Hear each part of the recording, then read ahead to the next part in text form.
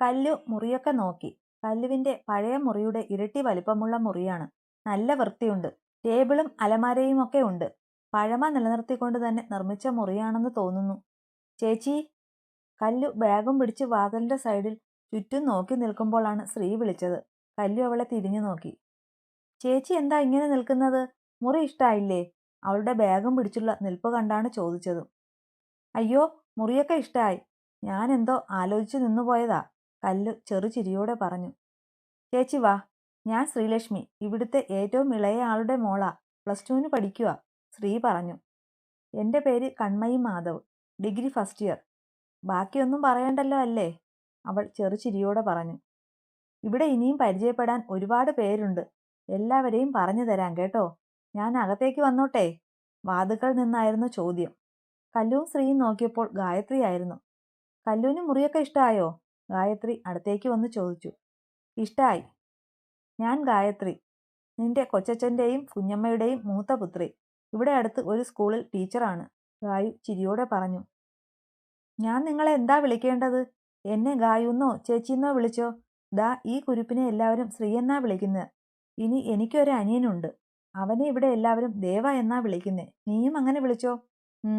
ഗായുച്ചി, ഈ ചേച്ചി എന്താ ഒന്നും മിണ്ടാതെ ഇങ്ങനെ തപ്പിപ്പെറുക്കി സംസാരിക്കുന്നേ? കല്ലുവിന്റെ സംസാരം കണ്ട് ശ്രീ പരാതി പറഞ്ഞു. കല്ലൂസ് വന്നതല്ലേ ഉള്ളൂ, അവളിവിടെ എല്ലാവരുമായി ഒന്ന് മിങ്കിളാകട്ടെ കൊച്ചേ. കല്ലു, നീ റെസ്റ്റ് എടുത്തോ? ആ പിന്നെ, പെട്ടെന്ന് കുളിച്ച് ഫ്രഷായി താഴെ വന്നാൽ നമുക്ക് കാവിൽ വിളക്ക് കത്തിക്കാൻ പോകാം. അത് കേട്ടപ്പോൾ കല്ലുവിന്റെ മുഖം വിടർന്നു. ഞാൻ കുളിച്ചിട്ട് ദാ വരുന്നു, അവൾ പെട്ടെന്ന് ചിരിയോടെ മറുപടി പറഞ്ഞു. ശ്രീയും ഗായുവും ചിരിയോടെ പുറത്തേക്കിറങ്ങി.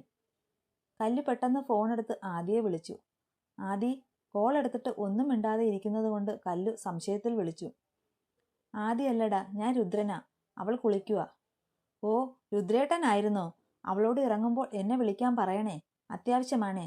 പിന്നെ എന്നെ വിളിച്ചാൽ കിട്ടിയില്ലെങ്കിൽ ദേവുവിനെ വിളിക്കാൻ പറയണേ. ആ, ഇവിടെ വന്നിട്ട് ഇപ്പോൾ അധിക സമയം ആയിട്ടില്ലല്ലോ, അതിനു മുന്നേ എന്താ ഇത്ര അത്യാവശ്യം? ത്രിമൂർത്തികൾ എന്തോ ഒപ്പിച്ചു എന്ന് തോന്നുന്നു. ഏയ്, ഒന്നുമില്ല ഏട്ടാ, ഞാൻ വയ്ക്കുക. അത്രയും പറഞ്ഞ് കല്ലു വേഗം കോൾ കട്ടാക്കി. രുദ്രൻ ചിരിയോടെ ഫോൺ വെച്ച് തിരിഞ്ഞതും ഇളിയിൽ കൈകൊടുത്തു അവനെ നോക്കി ആദ്യ നിൽപ്പുണ്ട്. എന്താ മോനെ രുദ്ര ഉദ്ദേശം? ഞാനിവിടെ നിൽക്കെ തന്നെ ഫോണെടുത്ത് കള്ളം പറയുന്നു. ഞാൻ കരുതി നീ കുളിക്കുകയാണെന്ന്, അതാ അങ്ങനെ പറഞ്ഞത്. അവൻ പെട്ടെന്ന് ചെറിയ പതർച്ചയോടെ പറഞ്ഞു. അല്ല, അവളെന്തിനാ വിളിച്ചത്? അത് പറഞ്ഞില്ല, എന്തോ അത്യാവശ്യമാണെന്ന് പറഞ്ഞു. അവളെ വിളിച്ചാൽ കിട്ടിയില്ലെങ്കിൽ ദേവുവിനെ വിളിക്കാൻ പറഞ്ഞു. ദാ ഫോൺ. രുദ്രൻ പെട്ടെന്ന് പുറത്തേക്ക് പോകാൻ തുടങ്ങി. രുദ്രേട്ടൻ ഒന്നവിടെ നിന്നേ. സത്യം പറയ്, എന്താ ഉദ്ദേശം? അവൾ ഗൗരവത്തിൽ പറഞ്ഞു. ഞാൻ ഇനി മറച്ചു വെക്കുന്നില്ല, വളച്ചു കെട്ടാതെ പറയാം. എനിക്ക് നിന്റെ ആ കൂട്ടുകാരിയെ ഇഷ്ടമാണ്. വീട്ടിൽ എനിക്ക് കല്യാണം നോക്കി തുടങ്ങി. അപ്പോൾ അവളോട് അതിനെക്കുറിച്ച് സംസാരിക്കാം എന്ന് കരുതി. അതിനാ ഞാനിപ്പോൾ ഇങ്ങോട്ട് വന്നത് തന്നെ. രുദ്രൻ ഒറ്റ ശ്വാസത്തിൽ പറഞ്ഞു നിർത്തി. ആദി അവനെ നോക്കി ചിരിച്ചു. എനിക്കത് മനസ്സിലായി, അതുകൊണ്ട് തന്നെയാണ് ചോദിച്ചത്. പക്ഷേ അത് വേണ്ട.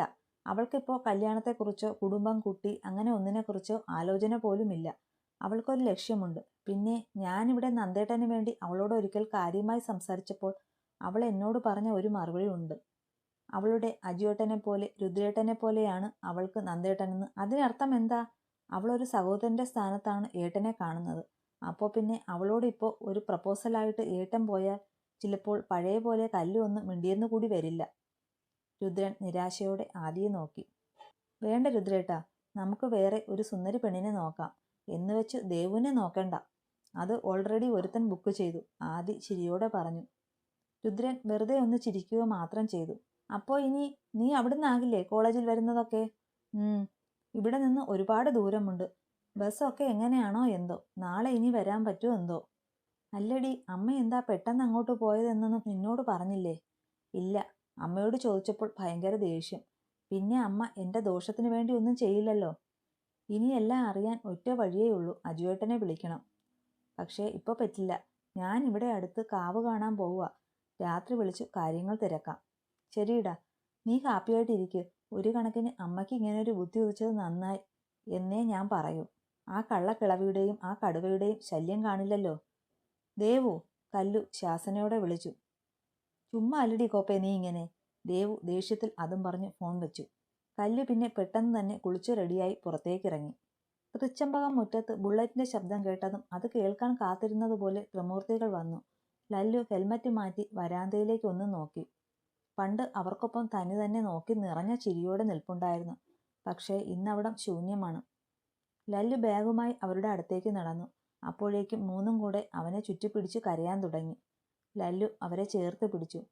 അപ്പോഴേക്കും അകത്തു നിന്ന് ബാക്കിയുള്ളവരും വന്നു. ലല്ലു അവരെ കൂട്ടി അകത്തേക്ക് കയറി. ലല്ലു, മുത്തശ്ശനും മുത്തശ്ശിയും അവനെ ചേർത്ത് പിടിച്ചു. അവൻ അവരെ നോക്കി വെറുതെ ഒന്ന് ചിരിക്കുക മാത്രം ചെയ്തു.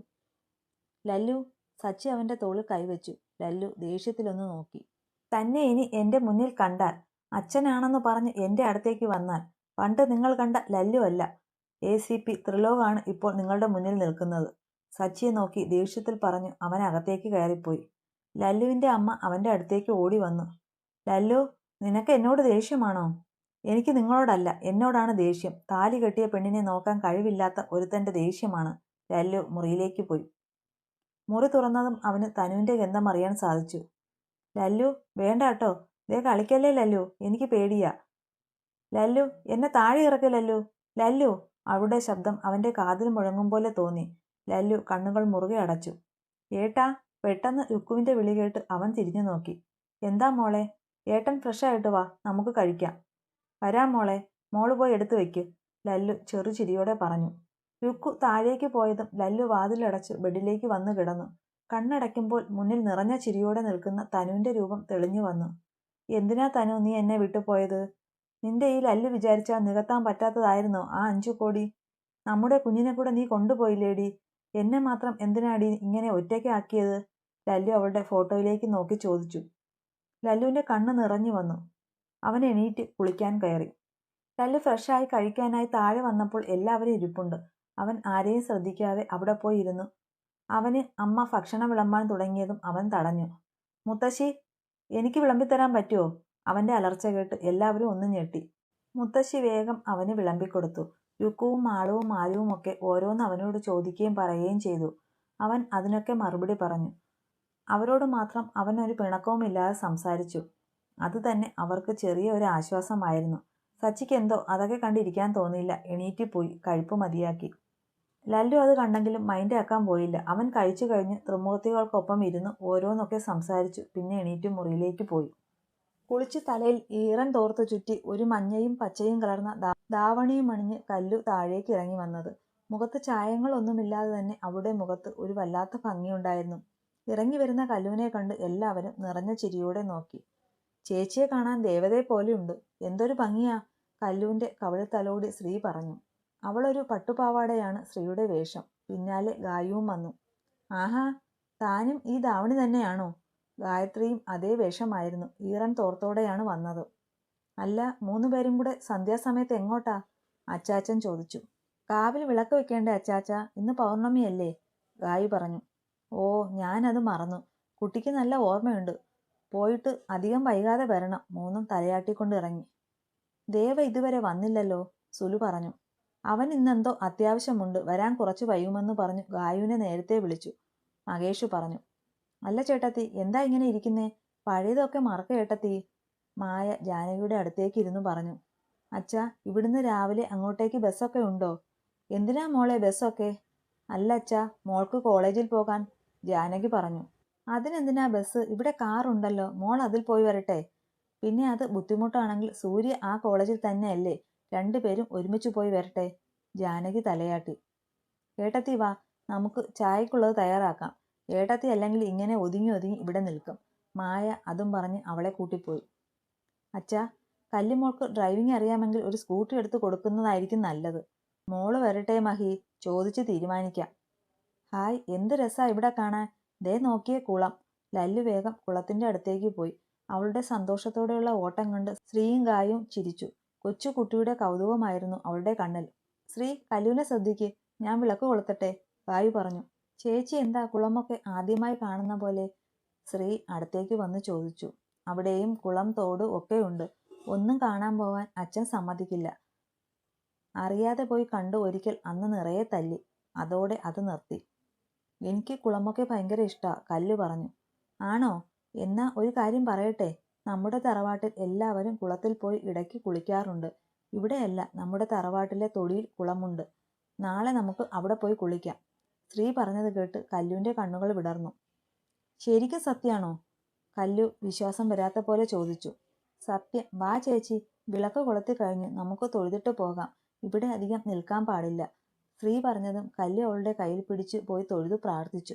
പിന്നെ മൂന്നും കൂടെ ഓരോന്ന് പറഞ്ഞ് വീട്ടിലേക്ക് നടന്നു. കല്ലു കുറച്ചു സമയം കൊണ്ട് അവരുമായി അടുത്തു. ആദി, എന്താ അമ്മേ?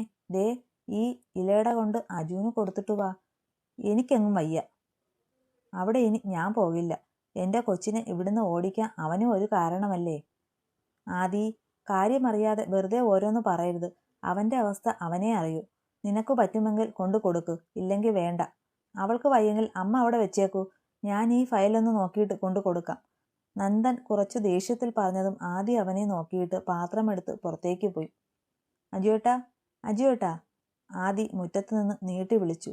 അവൾ വീണ്ടും വിളിക്കാൻ തുടങ്ങിയതും അജു വന്നു. പിന്നാലെ മുത്തശ്ശി ഉണ്ടായിരുന്നു. എന്താ ആദി? അജുവിൻ്റെ മുഖം കണ്ടപ്പോൾ തന്നെ അവൾക്ക് പാവം തോന്നി. ദാ, ഇത് കുറച്ച് ഇലയുടെയാണ്, അമ്മ തന്നയച്ചതാ. ഏട്ടന് വലിയ ഇഷ്ടമല്ലേ? ആദി ചിരിയോടെ പാത്രം നീട്ടി. നിനക്ക് വേണേൽ ഞാൻ ഉണ്ടാക്കി തരില്ലേ അജൂട്ടാ? ആൻറ്റി ഉണ്ടാക്കുന്ന രുചി അച്ചമ്മ ഉണ്ടാക്കുന്ന ഒന്നിനും കാണില്ല, ഒന്നിനും. അതും പറഞ്ഞ് അജു അത് വാങ്ങി അകത്തേക്ക് പോയി. ആദി ചിരിച്ചു. പിന്നെ തിരിഞ്ഞു നടക്കാൻ തുടങ്ങി. പെണ്ണേ, നിൽക്കവിടെ, ഒരു കാര്യം പറയാനുണ്ട്.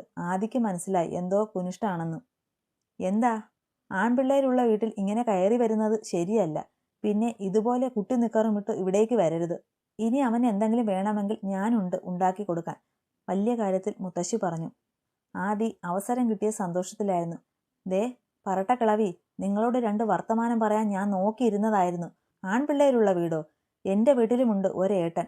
ആ ബോധമുള്ളത് കൊണ്ടാണ് ഞാൻ തുണി ഉടുക്കാതെ അല്ല നടക്കുന്നത്. പിന്നെ ഇവിടെ വരുന്നത് ഞാൻ ഇനിയും വരും. എനിക്ക് തോന്നുമ്പോഴൊക്കെ വരും. അജുവേട്ടനെ കാണും. ചിലപ്പോൾ കല്യാണം കഴിച്ചെന്നും വരും. നിങ്ങൾ ഉണ്ടാക്കി കൊടുക്കുന്ന ഭക്ഷണം എങ്ങനെ ആ മനുഷ്യൻ വിശ്വസിച്ച് കഴിക്കും? അത്രയ്ക്ക് വിഷമാണ് നിങ്ങൾ. സ്വന്തം മക്കളുടെ ജീവിതം നശിപ്പിക്കുന്ന പറട്ടക്കിളവി. ആദി ദേഷ്യം കൊണ്ട് വിറയ്ക്കുകയായിരുന്നു. ഡീ, മുത്തശ്ശിയും അവളെ നോക്കി ദേഷ്യത്തിൽ കണ്ണുരുട്ടി വിളിച്ചു. ദേ, ഈ വിരട്ടൊക്കെ കയ്യിൽ വച്ചാൽ മതി, എന്നോട് വേണ്ട. പിന്നെ നിങ്ങളും നിങ്ങളുടെ ആ മോനും ജയിലിൽ കിടക്കേണ്ടതാണ്. ഇവിടെ ജാനുമ്മയോടും എൻ്റെ കല്ലുവിനോടും ഒക്കെ കാണിച്ചത് വെച്ച് സൂക്ഷിച്ചും കണ്ട് നിന്നോ.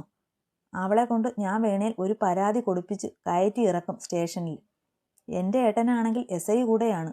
അതോടെ തീരും നിങ്ങളുടെ അഹങ്കാരം, പറട്ടക്കിളവി. ഇത്രയും കുറച്ചു നാളായി പറയാൻ ഓങ്ങി വെച്ചതാണ്. ഇനി നിങ്ങളുടെ ആ മോന് അത് ഞാൻ ഉടനെ കൊടുക്കുന്നുണ്ട് കേട്ടോ. പോട്ടെ. വല്ലാത്തൊരു ചിരിയോടെ പറഞ്ഞു ആദി നടന്നു. ആവൂ, 10 പെറ്റ സുഖം. കിളവിക്കിട്ട് 2 പൊട്ടിക്കാൻ കൂടി പറ്റിയിരുന്നെങ്കിൽ പൊളിച്ചേണ. ഓ വേണ്ട, തട്ടിപ്പോയാൽ പാവം എൻ്റെ കെട്ടിയോനും കുട്ടികൾക്കും. ആരാ ആദി? അടങ്ങങ്ങ്, സ്വയം പറഞ്ഞു ചിരിച്ചുകൊണ്ട് ആദി വീട്ടിലേക്ക് പോയി. ഇതൊക്കെ അജു കണ്ടു. അവൻ്റെ ചുണ്ടിലും ഒരു പുഞ്ചിരി വിരിഞ്ഞു.